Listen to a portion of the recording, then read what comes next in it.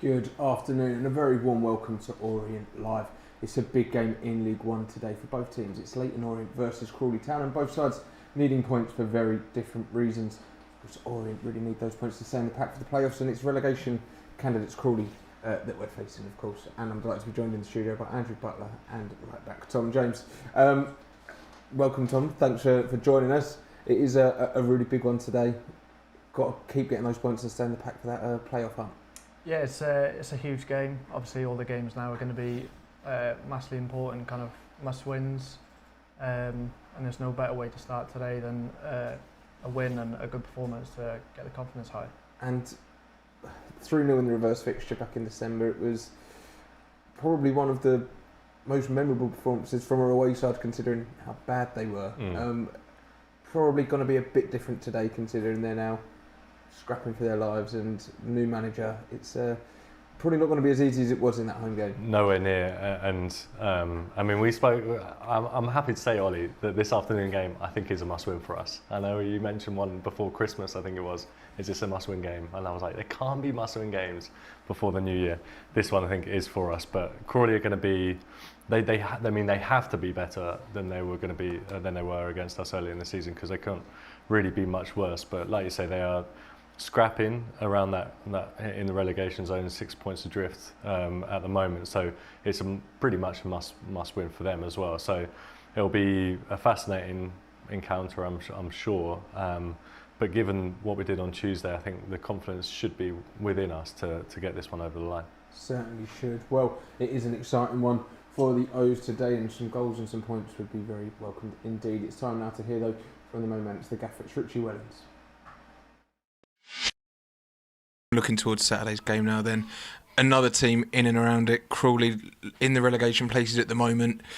They're really tough games, these, aren't they? They're fighting for their lives, and what are you expecting from them on Saturday? I'm expecting a really good football, well-coached team, do things that are different, which is only to be applauded.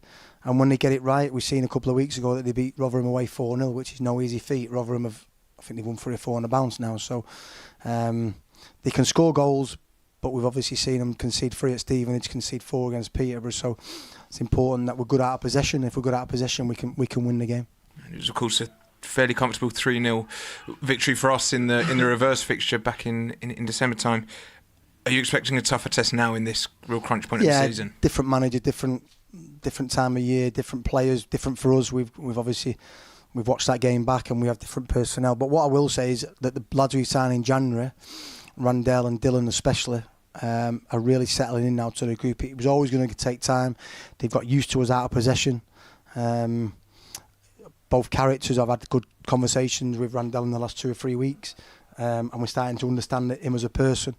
Mark Andy, when he first came in, was really, really quiet. Now he's really good part of the group. He's quite dry, he's funny, and we never seen that at the start. So we're just getting them players at Azim as well. Been tough on Romani because if we put the amount of centre-back partnerships that Romani has played with, Prats, Sweens, Jack Simpson, Cooper, Beckles, Happ, it's been difficult for him to come in January and play with so many different permutations. So I think we've got to the stage now where we've gone through that development and new players settling in. So going into the last few games of the season, we're in a good position.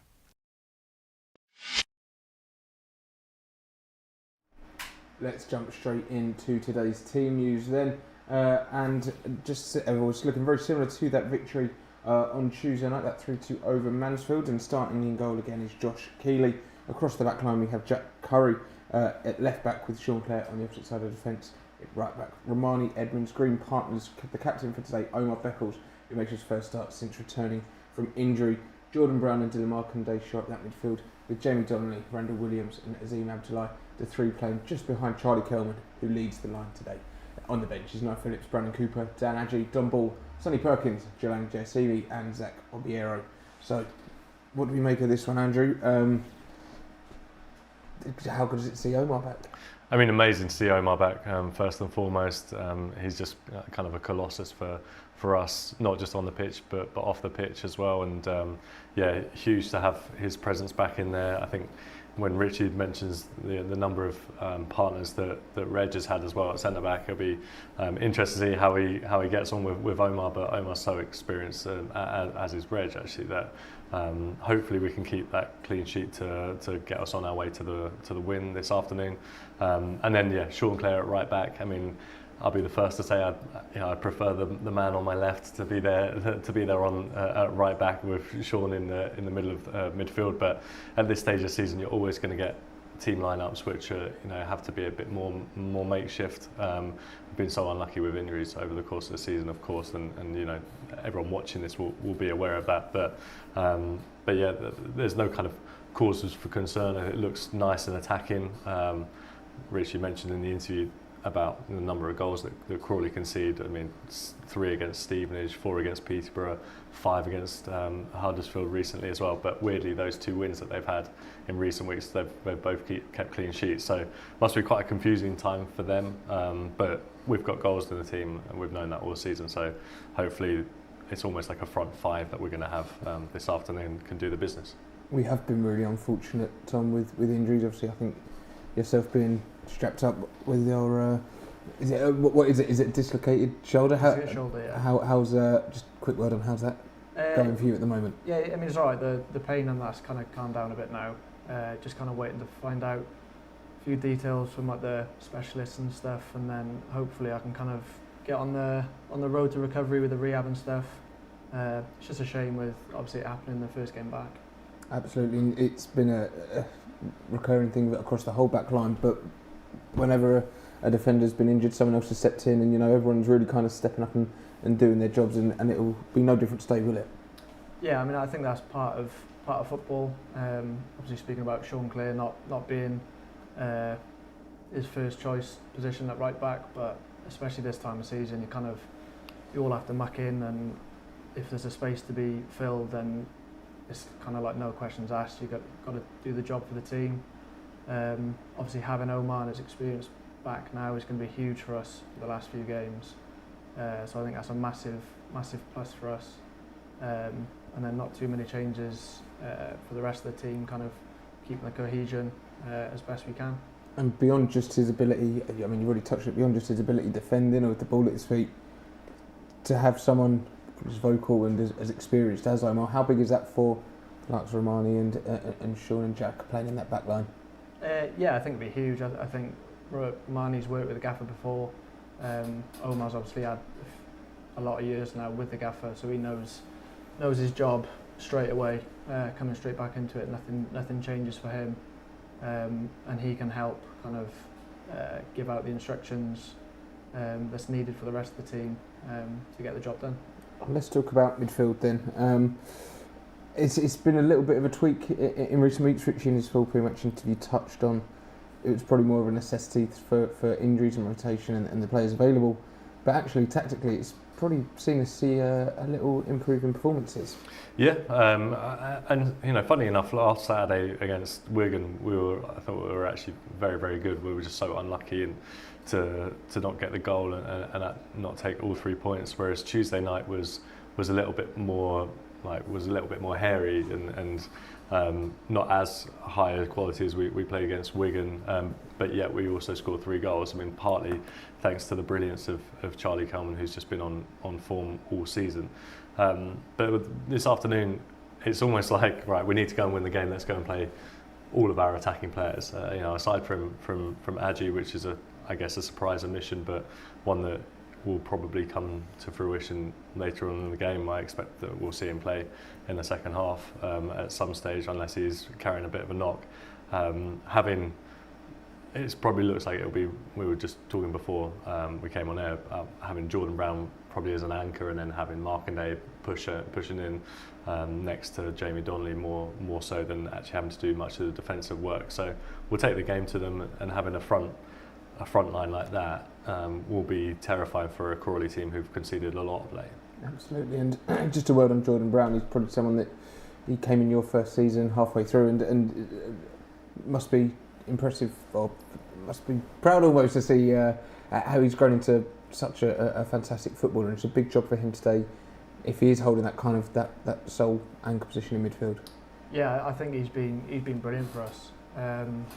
He came in, I don't know what age he was, but he was young, and you've kind of seen him grow into the role of our kind of old midfielder who keeps the game ticking.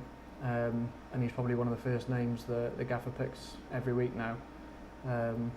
He's a reliable player that you kind of trust on the ball, and he's a player that we all kind of look for now at still quite a young age to kind of control the game for us. And then looking, of course, to Dylan and Jamie Donnelly, is it 2/8s? Is it 2/10s? It's definitely a very positive midfield selection. Richie highlighted Dylan and his character and how that's blossomed. He's also been blossoming on the pitch as well, contributing with goals, really looking like he's grown into this side. Yeah, I think the way the gaffer plays, and he has our team set up, it can kind of take a little bit of time to get used to, like he said. And it might have taken Dylan a little bit of time to kind of get to grips with the press and the different positions the gaffer wants him to take up. But you can see now the last couple of games, he's, like you said, he's really starting to flourish now.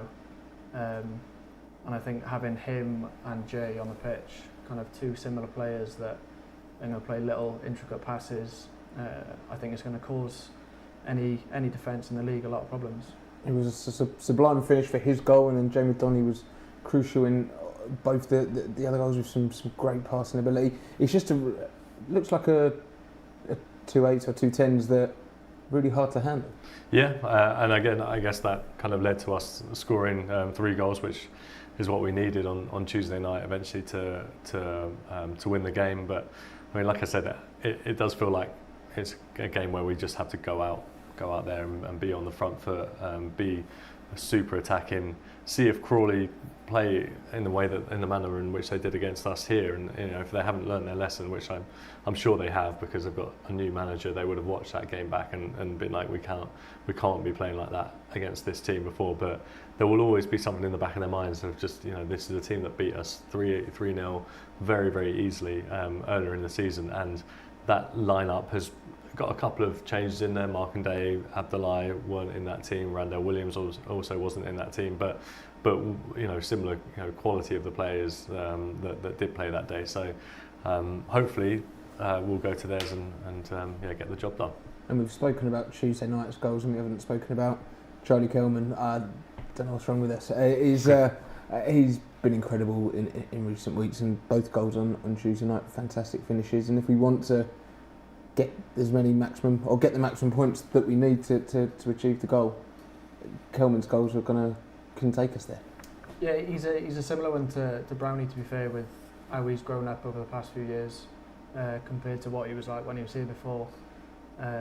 You can see that he wants the responsibility of being like our leading marksman, our leading goal scorer.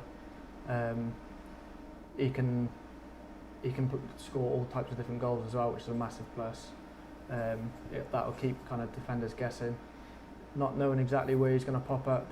I think a big thing for him that he's improved on is the kind of composure he has in front of goal now. He stopped like the snatching at the chances and not panic, but kind of rushing everything he does. He's finding such good positions, and it's no wonder that he's getting the kind of rewards for it. It looks like he's going to score 2 goals every game at the moment, and if he can do that today, then fantastic. But he probably is licking his lips looking at this Crawley side and thinking, I can get to 25 goals, I can get to 30. Why not? Why not? I mean, there's 21 goals in all competitions now. Also, incredibly, he's the League One's top scorer with non-penalty goals as well. So if we'd actually got a penalty over the course of the season, which we've amazingly never not had this season, then he probably would have stepped up and taken that as well. So he's been fantastic. Also, today's his 54th appearance as well this season, which is an unbelievable number of games for anyone to be playing across any level of football, and it probably means that he'll probably get up to about all being well, 59 appearances across all competitions, or 58 by the end of the season, which is a hell of a lot of football, and he's getting those rewards by by his everything that Tom was saying about his movement, his clarity of thought. When we had him a couple of years ago, that he was fine, but it wasn't all there. But he's matured into such a good striker, and then there almost felt like a dagger to the heart. I mean, I'm not privy to anything that happens at the club. I know it feels like it might be, but when he said that after the game that the goals were something for the fans to remember him by, I was just like, let's not talk in the past tense here now, Charlie. But we'll see how the future develops. But he's been incredible this season. Never fall in love with a lone player. Of course, he could be reaching 60 appearances this season as well. Sure, maybe 61. Who knows? We'll see. It all depends on today's result. And of course, don't forget, if you're watching live on our YouTube stream, then UK fans, you can pick up an audio pass to listen along with us here on Orient Live with Dave Victor and Matt Hiscott's commentary. And if you're watching from overseas, then head over to the Match Centre and pick up a streaming pass to watch along with all the action here on Orient Live. But now let's take a quick break from today and look back to last weekend's fixture against Wigan, where sponsor David Buckley was here to visit the academy.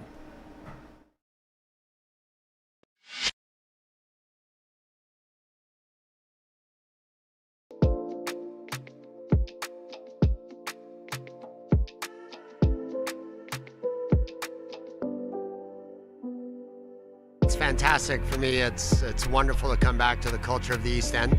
You know, it's where my family's from. Brought my brother here last week against Stevenage. His first game at Brisbane Road since 1959. So for him, many special memories when he was a kid. And for me, it's just wonderful to be back in the culture. And also celebrate the academy. It's wonderful to be able to make a difference. The opportunity to be involved is just fantastic.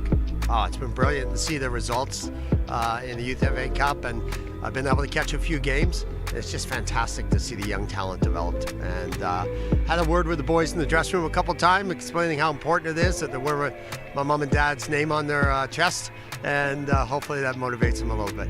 I moved when I was 2 from East London. My family lived in Bethnal Green primarily, and used to support the O's, my granddad, since the 1930s. And for me, I just was so impressed of how Nigel and Kent had got the club organized, and just the community camaraderie. And the first time I came about 3 or 4 years ago, I said, I want a piece of this, I want to be involved.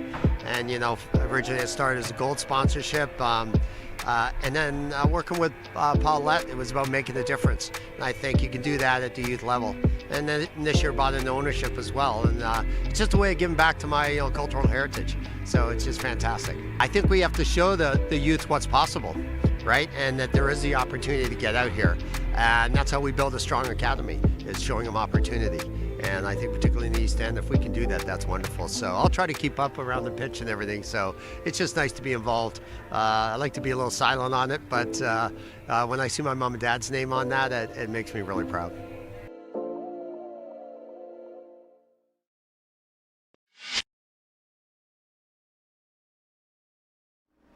A massive thank you for the support there, David, and hopefully see some of those young O's coming through and making a mark on the first team in the coming years. But now just a very quick reminder, of course, that season cards are on sale and all fans are now able to purchase. Existing season card holders have their current seats reserved up until Friday the 2nd of May. That's until 5 p.m, and prices are frozen for all fans until that time as well. So make sure you're with us next season and be the difference. Now, he's back in the side today, fresh from returning from injury, and it's a very welcome return. Let's hear from the main man now, Omar Beckles. It's tough when you're on the sidelines, you feel powerless. But I try my best to have an impact wherever I am, on and off the pitch. And whilst being off the pitch, I try my best to just, really motivate, encourage lads, make sure that they're never too low when we've had defeats and never too high when we've had wins. But I guess I've also seen and witnessed lads step up to the plate, and they've done an incredible job. And we've got some really good, leaders in that dressing room. Sean Clare's done well in making sure he's motivating the lads, and Don Ball. We've got so many others that have really stepped up, and Jack Curry as well. I see a real leader in him. So anyway, I could go on and on and on, but yeah, I think I'm really excited to now be back in the fold. We've learned a lot of lessons from where we were while I've been at the team, and I'm just hoping that we can end the season nice and strong now. It felt really good to be back out there. Honestly, I felt like a little kid, if I'm honest. Like, I came on, I just felt super excited, and all the adrenaline that was running through me. Yeah, like we love doing what we do, and I just was so buzzing just to be back out on the pitch and to be back in the middle of the arena and heading balls away, being vocal, shouting. I loved it. So I'm excited to be back and be involved. Really want to just get back to enjoying my football and playing games, being competitive, encouraging my team, bringing out the best in them. So I'm really, really looking forward to it. Yeah, it was a chaotic game. It had a bit of everything. I guess the boys responded well, which was good. There was a lot of individuals missing. Pratt's not being there, myself, and even experience of Don Ball not being out on the pitch. But the lads showed character. Mansfield's not an easy place to go to. But after being back, we've been able to respond well, and we've seen out the game, and we've seen some incredible goals. That's come off the back of real hard graft, and that's what we're about. This Saturday's game is going to be massive for Crawley. They're going to want to get 3 points. We've seen them take a few decent teams to the sword, and they play some good, really good football. We're not anyway, underestimating them where they are on the table. I think they had a real blip where their manager wasn't there, and now he's come back, and I think they've now kind of maybe found their feet and identity. So they're going to be a really good side. We're not going to be complacent going into it at all. We've still got something to play for, and we believe we're going to push as hard as we can to try and get into that last playoff spot. It's not in our hands, but we can give it a right go. And we're going to look to do so on Saturday, and be really aggressive and hopefully step away with all 3 points. I love playing in front of our fans, especially away from home. There's something different about it, and they were really at it when we were away at Mansfield, and we're going to need them again at Crawley. So we've had some good memories going to Crawley, and hopefully we can continue to build on that. And yes, they're going to be massive for us. They've always been massive for us, so we're just going to hope that they can get behind us and we can give them something to cheer about. And as we're sitting here, Andrew, he offers so much: goals, defence. He does it all. Yeah, like I said at the start of the show, he's a giant. It's so weird. He came in here a few weeks ago, and I've only chatted to Omar a couple of times, and you kind of forget what a presence he is. He's funny enough the same height as me, but I was stood next to him, and I was like, there is no way in hell I'd ever I'd never challenge a header against him, because his presence is too big. But he's been brilliant over the course of his time here at the club, and hopefully he'll just get back in the swing of things. It's very, very difficult to hit the ground running after you've had an injury layoff and get up to the speed of things. But he played against Mansfield on Tuesday, and it looked like he'd never been gone. So his presence has been sorely missed, but warmly welcome back. And hopefully he can keep the League One Red Devils out today. And let's take a look and see how Scott Lindsay's Crawley Town are lining up as they prepare to fight for their lives in this relegation scrap. In goal for Crawley is Luke Hutchinson. It's a back three of Toby Malarkey, Dean Conroy, and the captain Charlie Barker, Junior Quitirana, and Jeremy Kelly playing the wide defensive positions. In midfield is Pantouche Kamara, Liam Fraser, and Bradley Ibrahim. And the two forward men is Rashane Hepburn-Murphy and Kami Doyle. And on the bench is Ben Radcliffe, Jack Rolls, Max Anderson, Gavin Holohan, Tyrese John Jules, and Will Swan. So we've spoken about them a fair bit already, but what are we expecting from Crawley today? It's going to be really interesting, because when you play against teams who are in a relegation fight, sometimes you get teams who are genuinely poor, and that's the reason why they're down there, or poorly mismanaged off the field, and so lacking in kind of any sort of desire to really get up for it. Or you get teams who are genuinely up for it and are in almost like a forced position at this stage of the season. So we'll wait and see what sort of mentality they come out with. What is for sure is that Crawley of late, or at least in the last couple of games, have kind of snatched defeat out of the jaws of at least a draw. So they lost to Stevenage 3-1, but those two goals were in the 89th and 90th minute.